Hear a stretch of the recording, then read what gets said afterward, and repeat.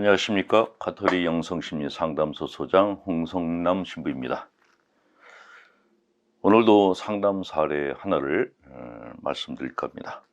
제 주변에서 부부싸움을 하는 사람들을 자주 봅니다. 어떤 때는 자매가 남편에게 폭행을 당했는지 얼굴이 상한 모습을 보이기도 합니다. 가끔은 어디론가 피신을 하다 오는 것 같은데 그 자매에게 살기 얼마나 힘드냐, 남편이 나빴다고 말하면 오히려 남편을 두둔하면서 원래 착한 사람인데 살기가 힘들어 그러는 것이라며 감싸고 듭니다. 그 자매의 마음을 도저히 이해하기 어렵습니다. 왜 그런 것일까요? 여러 가지 이유가 있겠습니다만 두드러진 것은 의존 욕구 때문이 아닌가 합니다. 정신분석가 프리다 프롬 라이히만은 이를 두고 부모에게 사랑받지 못한 것이 사람에 대한 애정 욕구를 강화하고 그 결과 다른 사람에 대한 의존 심리를 낳는다고 말했습니다. 그 자매님은 부모에게 받지 못한 사랑을 남편에게 기대했고 남편이 일정 부분 채워줘서 남편에 대한 기대감이 높아졌기 때문에 폭행을 당해도 의존 욕구를 채워줄 다른 대상이 없기 때문에 감수하고 남편을 억지로 이해하려는 병적인 상태에 놓였다고 보여집니다. 부모에게 사랑받지 못하고 성장한 사람들은 사랑하거나 사랑받는 것을 잘 모릅니다. 그러나 마음 안에서 누군가에게 사랑받고 싶은 마음, 기대고 싶은 마음이 있습니다.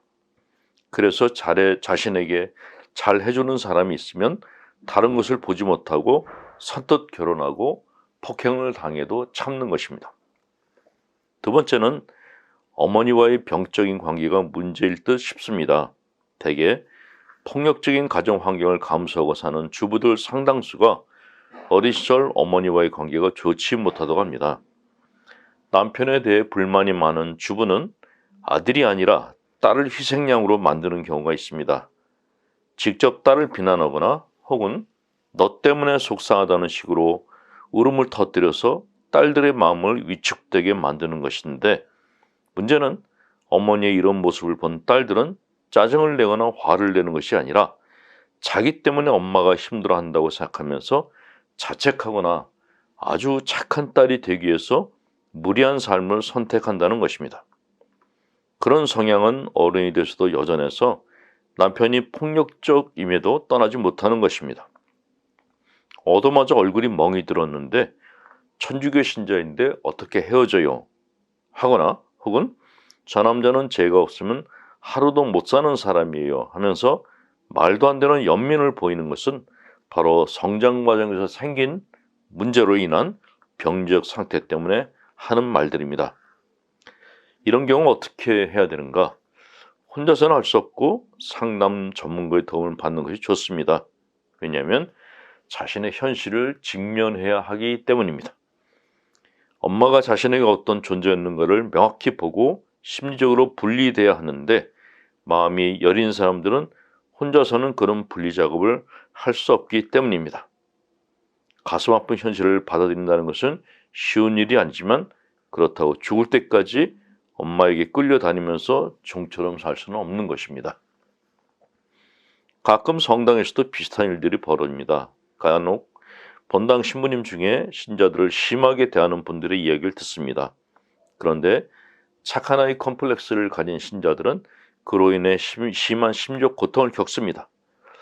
사제에 대해 불편한 감정을 갖는 것을 하나님을 모독하는 것과 같은 것으로 생각하고 심리적인 억압을 하거나 심지어 믿음이 약한 자신을 자책하기도 합니다. 이것은 희생도 신앙심도 아닌 의존 심리에 지나지 않습니다.